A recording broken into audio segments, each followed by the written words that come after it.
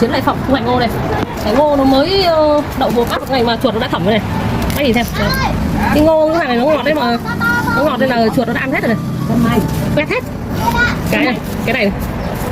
Ăn hết sạch rồi, ăn sạch. Đấy. Ăn từ trên xuống dưới. Này, thấy không? Tôi vẫn vát được mấy cái. Bóc thử cho mọi người nhìn xem nhá. Nó đỏ như thế này mà. Tại sao mà chuột nó không thích được chứ? Tôi có đỏ đẹp chưa? Mình ăn thử nhá. Có một cái nhỏ xinh xinh này, ăn thử. Màu đỏ rất đẹp. Các bạn nhỏ, này, ăn thử, ngon đâu? Ngọt thật. Nếu may nắng nhiều này ngô càng ngọt.